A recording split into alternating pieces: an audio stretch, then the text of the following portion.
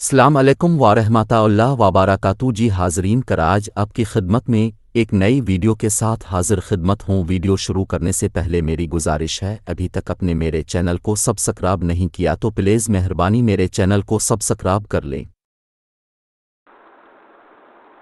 میں ایک بات عرض کروں، اسی طرح یزید کے بارے میں لوگ سوال پوچھتے ہیں یزید کیا، تو یزید کے بارے میں بھی دونوں طرف ہماری رائے کے حساب سے غلو ہے۔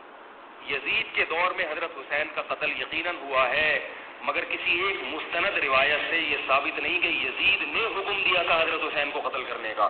یہ کہیں بھی روایت میں ثابت نہیں آ رہی میرا خیال ہے۔ کوفہ کے گورنر کے حکم سے قتل ضرور ہوا ہے، لیکن کیا یزید نے اس کا آرڈر دیا تھا؟ اس کا کسی مستند روایت میں ثبوت بولو بھائی نہیں ملتا۔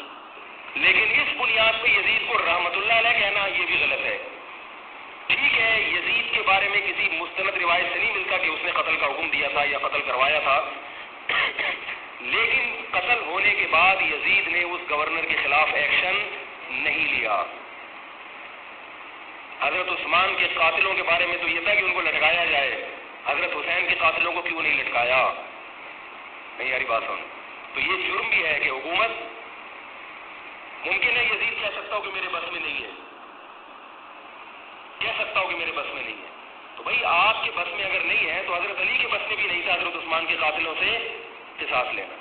تو اس لیے یزید کو بالکل معصوم قرار دینا یہ بھی غلط ہے، وہ مجرم تھا، لیکن اس کو اتنا لعنتی قرار دے دینا کہ گویا حضرت حسین کو اس نے قتل کرایا تھا، اس کا بھی کسی تاریخی مستند روایت سے ثبوت نہیں ملتا۔ لہذا صحیح بات یہ ہے کہ نہ لعنت اللہ علیہ کا ہو نہ رحمت اللہ علیہ کا ہو، خام خواہ میں فضول چیزوں میں پڑھنے کی بولو بھائی ضرورت کیا ہے؟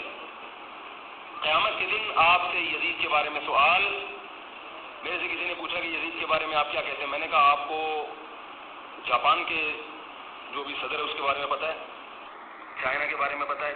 وہ کہہ رہے وہ تو کافر ہیں۔ میں نے کہا چلو مسلمانوں کے علامہ اقبال کے بارے میں پوری رپورٹ ہے آپ کے پاس؟